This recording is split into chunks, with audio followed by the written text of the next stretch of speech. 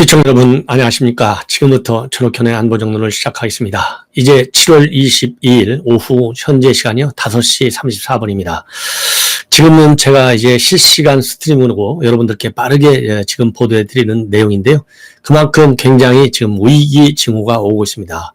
그러지 않아도 윤석열 총장 최근 들어서 이 비판적 시각들이 여기저기서 많이 나오고 있어요. 그래서 저희들 입장에서는 정말 윤석열 총장 어쨌든 간에 야권의 제1주자 아니겠습니까? 그래서 이심전심 우리 국민 여러분 저나 똑같을 거예요. 정말 이렇게 좀 불편한 뉴스 저도 다루고 싶지 않은데요. 굉장히 놀라운 여론조사가 나타났어요.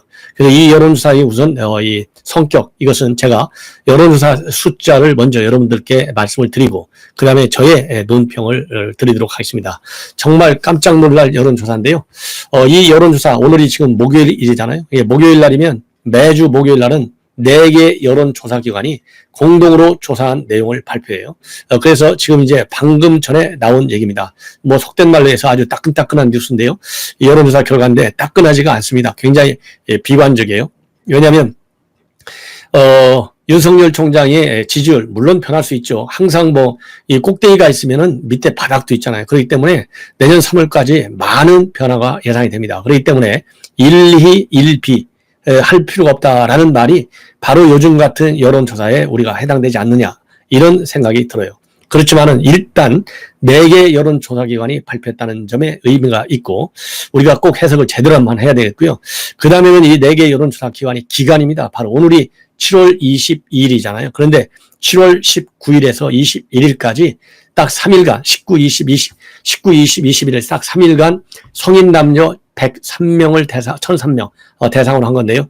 이 여론조사 이 결과를 보면 그러니까 쭉 일렬로 세워놓고 여론조사 했을 때 그 다음에는 양자 대결 모두 윤석열 총장에게 상당한 뭐라 그럴까요? 굉장히 불길한 여론조사가 나온 거예요. 자, 그러면은 우선 지금 여론조사 우선 나온 거예요. 제가 말씀을 드리면 이 4개 여론조사 기관은 엠브레인 퍼블릭, K-스탯 리서치, 코리아 리서치, 한국 리서치입니다. 이 4개 여론조사기관은 정당에서 뭐 예비 경선이라든가 뭐 이런 거 할 때 결선 투표라든가 할 때 뭐라 그럴까요?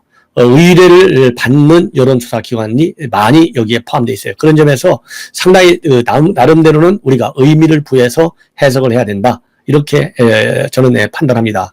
자, 우선 이 가상적 양자 대결을 먼저 말씀을 드리겠습니다. 가상적 양자 대결에서는요, 이재명하고 윤석열이 붙었을 때는 이재명 46, 그 다음에 윤석열 33입니다. 그래서 무려 13%포인트 차이가 나요. 그러면 이재명은 어디서 앞섰느냐? 20대 36%, 30대 50%, 40대 61%, 50대 57%입니다. 그래서 20대만 36%고요. 이 가운데 허리에 해당되는 30대, 40대, 50대에서는 전부 50%를 넘어가고 있고요. 윤 총장이 유일하게 이기는 연령층은 60대, 46, 70대, 그 다음에 45%입니다. 자, 그리고요, 이 지역별 조사를 보면 이재명은 이 광주 전라에서 제일 높아요. 호남 지역 68이고요. 그 다음에는 이제 수도권 서울 48, 인천 경기가 47입니다. 그 다음에 충청권 44입니다. 그 다음에 강원도에서도 또 높아요. 42. 부경에서도 높아요. 참 이거 뭐 이럴 때 그런 거야. 이거 미치고 환장하네 그러잖아요. 이런 표현이 여기에 딱 어울리는 것 같아요. 41%입니다. 부경. 그러면 윤석열 총장은 어디서만 높느냐? 딱 TK 대구 경북에서만 높아요. 46. 예. 그러면은 이제 이낙연과 윤석열 총장과의 관계는 가상 대결했을 때 누가 어떻게 차이가 나느냐? 이거 정말 아주 기가 막힙니다. 신뢰가 가지 않아요. 42대. 그러니까 이낙연 전 대표가 42. 예. 그리고 이 가상 대결에서는 그다음에 윤석열 총장은 34. 그래서요. 여기에서는 이제 8%포인트 차가 나요. 아까 이재명 지사하고는 20%대에 20% 뭐라 그럴까요? 아까 거기에서는 13%포인트가 46대 33. 그 13이 차이 났잖아요. 그런데 이낙연하고의 거기에서는 조금 이제 이 편차는 줄어들고 있어요. 예. 그래서 8%포인트 차이가 납니다. 자, 그러면 이 전 대표는 이 연령별로 보면 말이죠. 이 30대에서 45, 40대에서 58, 50대에서 49입니다. 윤석열 총장은 20대에서 35, 그 다음에 60대가 50%, 70대가 42%예요. 자, 이렇게까지 차이가 나고, 그리고 이낙연 대표가 지역별로 보면요, 역시 호남에서가 66이에요. 그리고 이제 서울에서는 47, 서울도 이낙연 전 대표가 높아요.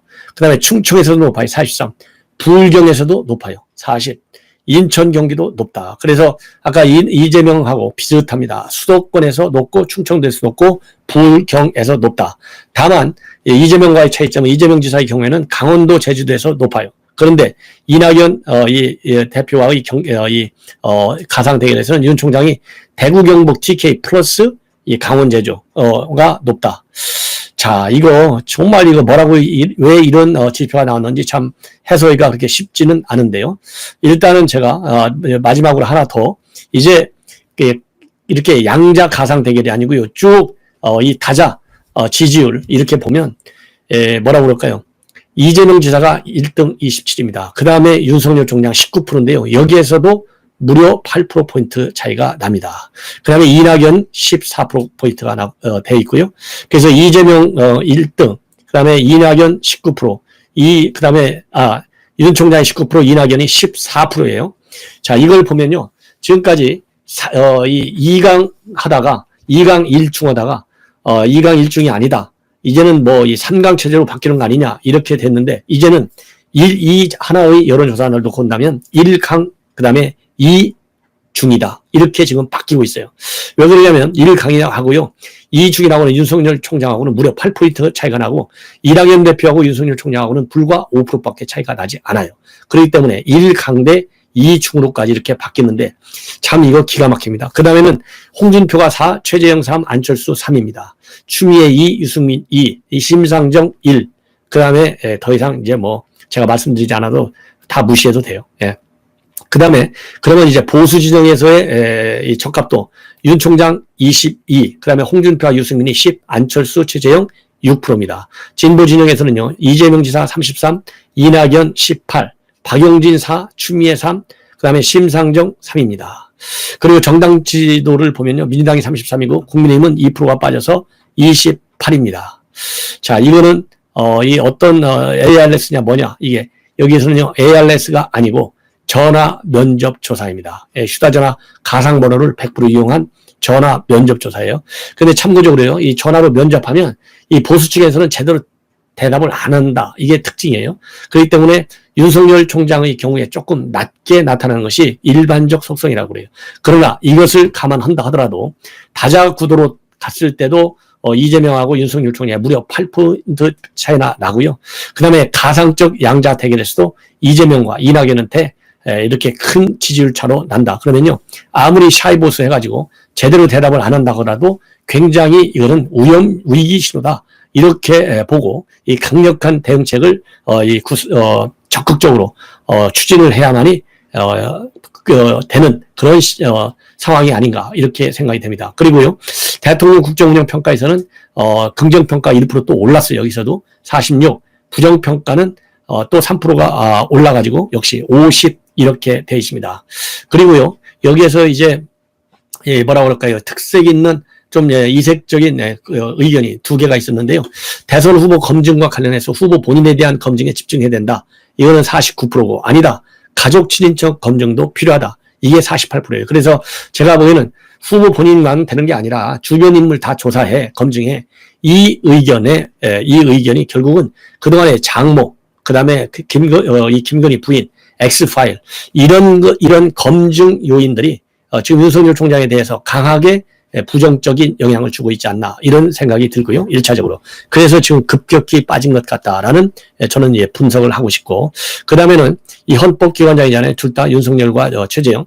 이런 기관장 출신이 바로 대선에 출마하는 거 어떻게 생각하냐. 그러니까요, 기관장 사퇴 후 개인의 소신에 따르기 때문에 문제가 없다. 이것은 51%입니다. 그리고 이 정치적인 중립이 중요한 기관장의 대선 출마는 바람직하지 않다. 이것이 43%예요. 그러니까 이제 불과 8%밖에 차이가 안 나요. 그러니까 거의 뭐 이 절반은 영향이 없다라고 보지만 그래도 절반에 가까운 43%가 영향이 있다 이거예요. 그래서 제가 보기에는요, 이 검증 문제, 그 다음에 지금 여권에 이게 논리거든요. 검찰총장 감사원장이 이게 바로 출마한다는 게 말이 되냐? 이렇게 여권에서 지금 최재형 감사원장과 윤석열 총장을 강하게 비판하고 있거든요. 이런 비판 논리가 이렇게 윤석열 총장과 최재형 감사원장의 부정평가에 크게 영향을 주고 있다. 이 두 가지가 제가 보기에는 그러니까 검증 문제, 하나는 기관장, 이 헌법기관장이 바로 출마하는 거, 이런 것들이 어우러져서 이렇게 영향을 주고 있지 않나 하는 그런 판단을 할 수가 있고요. 또 하나 이제 중요한 요인 중에 하나는 지금 전반적으로 정치권에서 그리고 이 평론가들 또 이 언론에서 나오는 걸 보면 윤석열 총장이 지금 현재 대외적인 윤석열 총장의 전략이 뭡니까? 바로 빅 플레이트론이잖아요. 즉 빅 플레이트, 즉 빅 텐트 마찬가지예요. 뭐 접시나 우산이나 접시 위에 다 올라와라. 아니면 우산 밑으로 다 들어와라. 똑같은 얘기입니다. 용어만 이거는 내 특허권이야. 이걸 하기 위해서 말하자면 새로운 전략인 것처럼 우리 국민들에게 호소하기 위해서 빅 플레이트다 이런 신조어를 만들어냈다고 생각이 되는데 그러면 거기에 맞게 정치 행보를 할 때 메시지가 나가야 되는데 지금 이제 이 비판적 시각의 상당 부분은 그렇지 않게 나가고 있다 이거예요. 비교적 이 보수 지향성 메시지가 더 강하다는 겁니다. 말로는 중도 또 이 말로는 탈진보 이렇게 하면서 이 호남에게서는 약간 뭔가 탈진보를 노리는 것 같은 메시지를 주었는데 또 이 대구 TK에 가서는 굉장한 이 뭐라 그럴까요? 강한 보수의 색채를 또 던졌다 이겁니다. 그런 메시지를. 이러다 보니까 메시지의 일관성이 좀 없고 너무 많이 나갔다. 즉 중도로 또 이 탈진보 쪽으로 외연을 확장하려면 그런 메시지는 너무 강한 메시지이기 때문에 적절치 않다. 이런 또 비판도 있어요. 그래서 이런 이 메시지 그러니까 이 정치 초년생 냄새가 너무 많이 난다는 것이죠.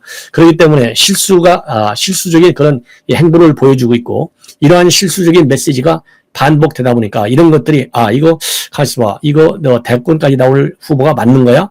왜 과거 전에 보였던 그야말로 이 믿었던 윤석열 총장 이미지 이렇게 해가지고 과연 되겠나? 이런 생각들이 제가 보기에는요.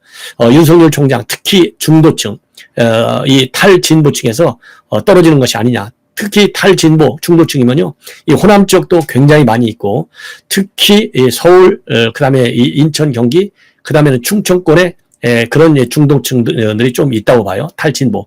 근데 이쪽에서 지금 현재 두 분 다 이낙연과 이재명 지지율을 보면 지역적 특성이 말이죠. 이 수도권에서 이재명, 이낙연한테 윤석열이 전부 다 밀리고 있어요. 그 다음에 20대, 30대들의 표를 받아야 되잖아요. 근데 20대, 30대에서 그동안에 등을 돌렸었는데요. 지금 윤석열 총장도 20대, 30대에서 많이 지지가 나왔거든요. 근데 이번 이 NBS 이 4개 여론조사기관의 발표를 보면 이낙연님과 붙었을 때 또 이재명과 붙었을 때 모두 20대와 30대에서도 밀리고 있다. 그러니까 지금까지는 이제 40대 또는 50대 정도만 그대로 현 문재인 정권을 지지하는 걸로 보였었지 않습니까? 그런데 그 지지가 지금 무산되고 있어요. 떨어져 나가고 있어요. 그러다 보니까 이렇게 그게 지금 한꺼번에 나오는 현상이다. 그래서 이렇게 대대적으로 큰 표차로 지지율 차이로 윤석열 총장이 지금 2등으로 내려앉았다. 그래서 이제는 1강대 2중으로 바뀌는 것이 아니냐 이런 우려 섞은 뭐라고 그럴까요? 평가를 제가 하지 않을 수 없습니다. 자 이렇게 해서 일단 여론조사와 관련된 평가는 여기서 마치고요. 그 다음에는 굉장히 중요한 이건 이 뉴스건인데요. 뭐냐면 지금 김경수 경남 지사 이제 바로 입감이 되어야 되지 않습니까? 보통 2, 3일 또는 3, 4일 걸린다 그러는데요. 오늘 이 김경수 지사는 이 경남 도지사 관저에 있지 않습니까? 그래서 그 관할 검찰인 창원지검에서 말이죠. 통보를 했어요. 통보를 했는데 출석 요청을 하는 그런 조치를 오늘 취했다고 합니다. 그런데 여기에 대한 이 거부 반응이 나왔어요. 일정을 조절하는데. 그래서 본래 오늘 일과시간 안으로 출석하라 이렇게 통지를 했는데요. 아니다. 못하겠다. 이렇게 변호인을 통해서 검찰에 요청을 하고 있다. 이렇게 나왔습니다. 그래서 이제 검찰에서는요. 과연 그러면 출석 연기를 언제까지 할 것인지 이런 거를 지금 검토하고 있고 변호인 측으로 저 입장을 받고 있는데요. 문제는 뭐냐? 이것은 굉장히 제한적으로만 딱 이 법규에 규정이 되어 있다고 합니다. 언제 입감을 좀 늦출 수 있느냐면 출석 연기 사유가 되냐면요. 첫째로는 긴급한 치료가 필요한 경우나 가족이 사망한 때, 두 번째로는 직계 비속에 혼례가 있는 때, 이럴 때 한해서만 형집행정지자에 대한 소환 일정을 최대 3일 이내로 연기할 수 있어요. 그러니까 어제 발표가 됐지 않습니까? 그러니까 최초 소환일이 오늘이에요. 그래서 창원지검에서 오늘 입감합시다 이렇게 했는데 노 이렇게 된 거예요. 그래서 다음 날부터 3일을 계산하면 25일 또는 휴일이니까 제외하면 26일이 출석의 마지막 날이 된다. 그래서 검찰 관계자는요, 도주 우려가 없기 때문에 출석 연기를 허가할 가능성이 있지만 있다 이렇게 지금 검찰 내부에서 그런 의견도 나오고 있다고 그래요. 그런데 창원지검은 지금 어떤 입장이냐? 정당한 출석 연기 사유가 없다 이렇게 판단이 된다면 오늘 오후에 지금은 이제 오후 시간이 아직도 남았잖아요. 전격적으로 형 집행영장을 발부해서 구인 절차를 진행할 수도 있다. 이런 지금 입장을 내놓고 있습니다. 자, 그래서요. 이제 마지막 수감 문제가 결국 김경수 지사와 검찰 간의 충돌 요인으로 작용할 수도 있지 않나 이런 이 전망들이 나오고 있고요. 이런 사이에 어제 판결이 내려왔는데요. 어제 저녁에 노무현 전 대통령의 묘역에 있는 김해 봉화마을을 다녀온 것 같습니다. 다녀왔다 이런 보도가 나오는데 이거는 뭐 그야말로 이 김경수 지사 그동안에 국회의원 되고 그다음에 지사 되기 전까지 봉화마을 지키는 마지막까지 지켰던 핵심 친노 친문인사지 않습니까? 그렇기 때문에 이 노무현 전 대통령에 대한 예의 차원에서 이 묘소를 방문한 것으로 이렇게 보입니다. 자, 그래서 이제 김경수 지사의 수감 문제가 어려운 하나의 이제 뜨거운 감자가 되냐 아니냐 이런 또 이 갈림길에 서 있는 것 같습니다. 자, 이제는요 이준석 대표 거의 뭐 매일같이 이제는 윤석열 총장에 대해서 상당히 뭐라고 그럴까요? 중립적인 입장 또 때로는 압박은 했지만요. 비판 메시지는 별로 나오지 않았어요. 압박 메시지였지. 그런데 어제에 이어서 오늘 또 상당히 비판적 메시지를 계속해서 내놓고 있고요. 오늘 내놓은 메시지는 상당히 직설적 표현으로 돼 있습니다. 이제 안철수 대표 일단 그동안에 처음 출마할 때만 새 정치 해갖고 폭발적 인기를 얻고 있지만은 지금 굉장히 정치적으로 어려운 상황이 있지 않습니까? 그래서 이 안철수 대표 이름까지 거명하면서 정치가 미숙했던 안철수와 비슷하다. 그리고 윤석열 총장의 지지율은 굉장히 위험하다.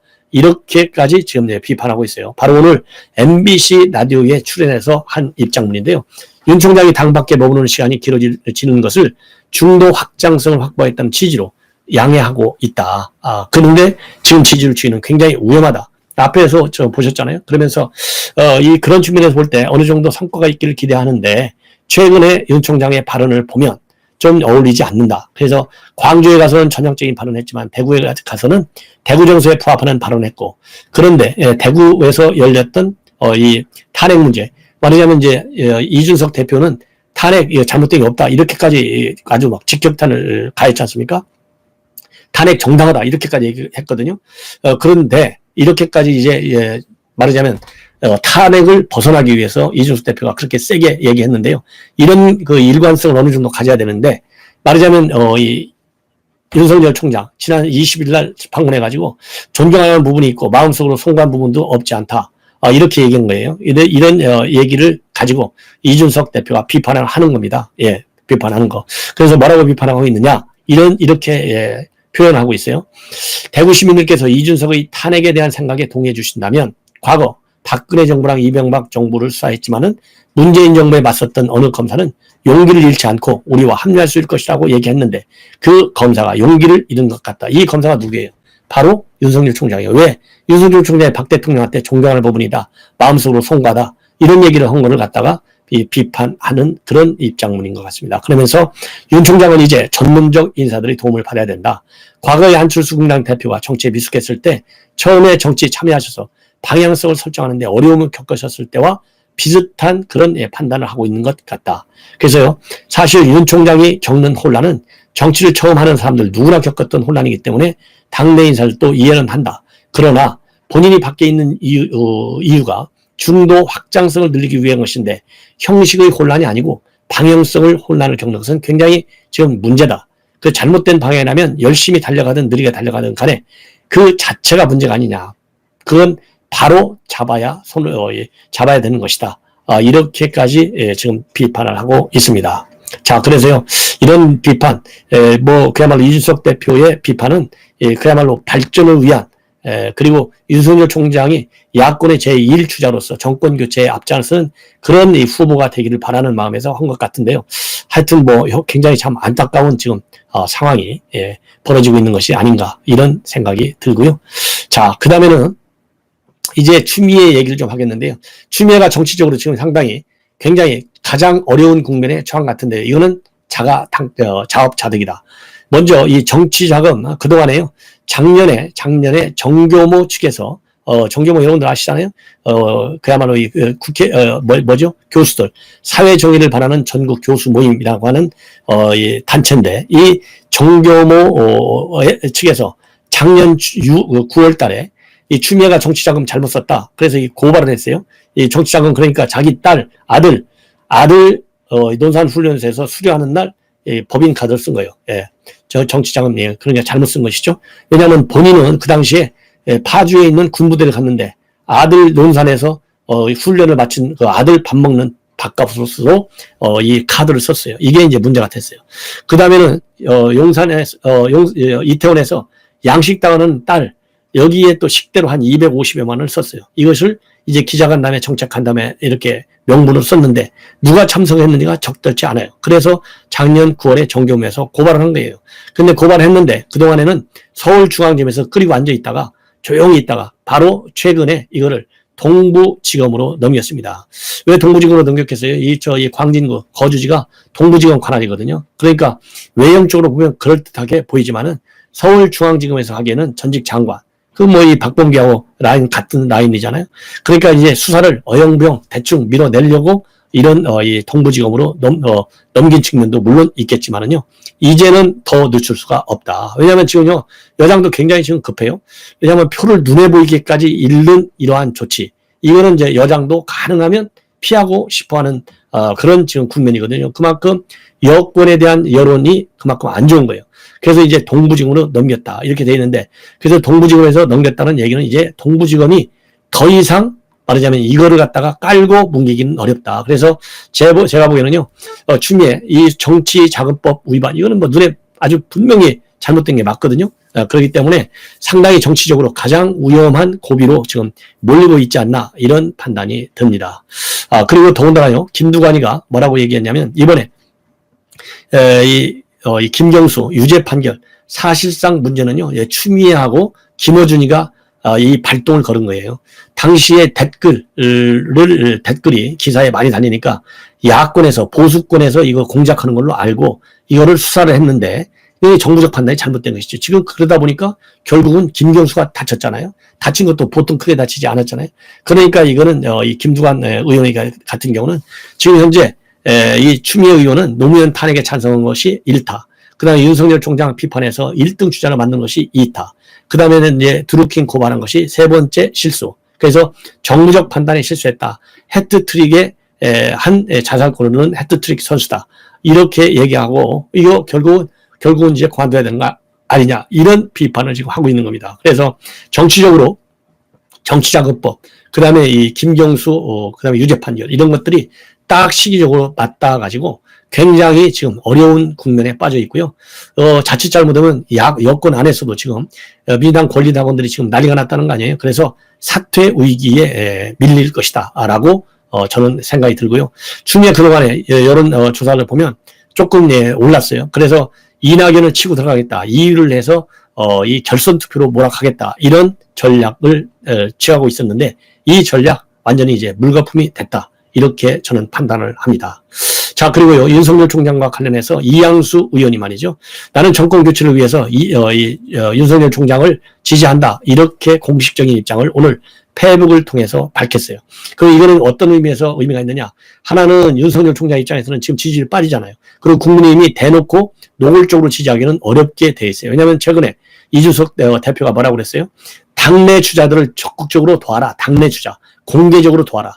그리고 원외 위원장들도 도울 수 있다. 현역 국회의원도 마찬가지고 캠프에서 뛰어라. 실명을 공개하라. 이렇게 했는데 아직 실명을 공개하는 의원 아직 누가 누군지 지금 발표되지 않고 있어요. 그런데 지금 당외 주자는 하지 말라. 지지하지 말라. 이 얘기랑 똑같잖아요. 그런데 이러한 이준석 대표의 지시에 반해서 이양수 의원이 말하자면 반기를 드는 거예요. 나는 공개적으로 지지하겠다. 그래야 정권 교체가 이루어진다. 이렇게 딱 밝혔습니다. 그래서 지금 이준석 대표의 지시대로 국민의힘이 윤석열 총장에 대한 입장이 나가느냐, 그건 아니다. 그래서 상당히 이제 이번 이양수 의원의 이러한 반기가 말이죠, 이준석 대표의 리더십에 어떤 또 영향을 줄지, 그리고 이러한 이양수 의원의 공개 선언이 최재형 감사원장의 지지에는 어떤 또 영향을 줄지 우리가 상당히 예의주시해야 하는 그런 상황으로 지금 악화되고 있다, 이렇게 저는 봅니다. 그래서 윤석열 총장 지지율이 조금 빠지는데요, 이양수 의원과 같은 공개적인 지지 의사를 표명하는 의원들이 조금 늘어나면 이 떨어지고 있는 지지율을 뒷받쳐주는 해주는 그런 영향도 있을 수 있겠죠. 그렇지만 이것이 후발적으로 연속되지 않을 경우에는 이 지지율 하락 추세를 되돌리려면 시간이 걸릴 수도 있는 것이 아니냐, 이런 판단이 듭니다. 그래서 윤석열 총장 이렇게 지지율 떨어지는 것에 대해서는요, 이 캠프 측에서도 아주 심각하게 받아들여서 바로 반등할 수 있는 그런 노력을 해주고, 그리고 국민의힘 그리고 야권에 있는 우리 국민 모두들도 윤석열 총장이 됐든 최재형 이 감사원장 됐든 간에 한번 올라온 지지율은 빠지지 않도록 그야말로 캠프 측에 좋은 아이디어를 계속적으로 내줘서 우리 야권이 누가 됐든지 간에 내년에 뭐라 그럴까요? 이 윤석열 총장을 또 이 최재형 감사원장, 우리 야권에 있는 이 대표 주자들이 반드시 정권 교체에 기여할 수 있는 선봉장이 되도록 도와주십사. 이렇게 저는 말씀을 드리고 싶습니다. 그리고 제가 지금 이거 방금 보니까요, 이 댓글 다는 분들이 굉장히 편협되게 댓글을 다는 분들도 좀 있는데 매우 유감스럽게 생각합니다. 지금 여러분들 댓글 저 비판하는 건 좋은데요, 논평을 하면 당연히 비판도 받아야죠. 그러나 합리적, 그 다음에 상식적 비판을 해달라. 저는 누차 말씀드리지만 제가 일정 시점이 되기 전까지는 어느 특정 후보에 대해서 제 생각은 있지만 그걸 공개적으로는 발표 안 하겠다. 가능하면 공정하게 발표하고, 그 다음에는 가능하면 우리 후보들 모두가 좋은 점만 부각될 수 있도록 홍보 차원의 우리 야권 후보에 대해서는 논평을 하겠다, 이런 말씀을 드렸는데요, 제 말 단어 하나를 꼬풀이 잡아가지고 누구를 지지하고 누구는 지지 않는다, 이 정도 수준이 되시는 분들은 아예 댓글 달지 마십시오. 죄송하지만은 전혀 도움이 되지 않습니다.